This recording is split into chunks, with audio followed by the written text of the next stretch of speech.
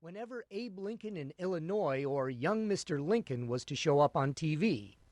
My favorite book was a photographic album as thick and heavy as a plank of oak called Lincoln in Every Known Pose. My second favorite was a yearling children's book called Abraham Lincoln by Ingrid and Edgar Dolaire, a beautifully illustrated biography whose only defect was that it ended before his dark and splendidly heartbreaking death. Photographs of Lincoln hung on the walls of my bedroom. Sometimes at night, wakened by a bad dream, I'd rise from my bed and go to my desk and pull from the center drawer a sheaf of papers written in Lincoln's own hand. I'd bought a packet of these yellowed, crinkly reproductions, reeking of the rust-colored dye that was meant to make them look antique, at a cavernous gift shop near his birthplace. The words carried the force of an incantation, entrancing, if not, to me, thoroughly comprehensible. By the light of the desk lamp, I'd read The Letter to Mrs. Bixby, or the last paragraph of the Second Inaugural, the one beginning, "With malice toward none." I memorized the Gettysburg Address and his sublime farewell to the people of Springfield. What I mean is, I had a great deal of Abraham Lincoln growing up. I was a buff, and I was not alone. And then I wasn't a buff anymore.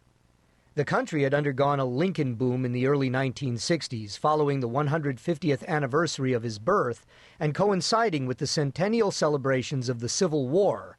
And not long after the centennial passed, my interest in Lincoln waned too. On my bedroom walls, Lincoln was replaced by the Beatles, who were themselves replaced in a few years by the languid Susan Day. Every known pose sat stoutly on the shelf, unconsulted, passing eventually to a box in my parents' garage, doomed. I don't know what happened to it, or to the sheaf of Lincoln papers. I seldom recalled Springfield or New Salem. Something similar was happening in the country at large, I think. The great historical amnesia, certified and lamented nowadays by professional educators and tut-tutters of all kinds, was just settling in. Fewer and fewer courses in American history were taught less and less frequently, and those that survived were recast as exercises in multicultural special pleading or litanies of political grievance.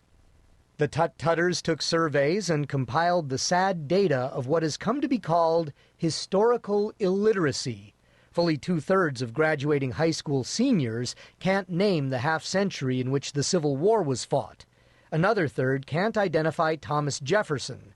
65% think Stonewall Jackson was a bass player for the Funkadelics, and so on. Historical tourism, another marker, declined too. The historian Barry Schwartz checked the figures and found a steady decline in attendance at Lincoln sites from the 1960s to the end of the century. More than 1 million people a year visited New Salem in the mid-60s, for example. 20 years later, the number was reduced by half. But more than simple amnesia was at work.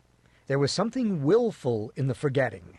Americans, particularly the well-off and overschooled, were entering a wised-up era where skepticism about the country, its heroes, and its history was a mark of worldliness and sophistication.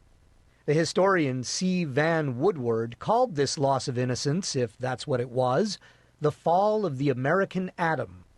Even in Springfield, which clings to Lincoln's memory like a rosary, road signs that directed tourists to the Lincoln shrines were replaced by signs listing the Lincoln sites.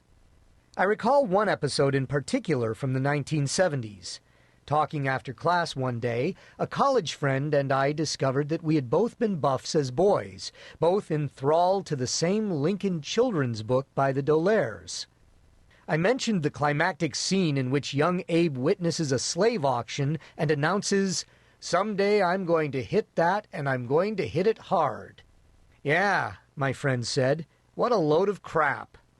Historians had discovered that the incident was wholly fictitious, he said, a fantasy.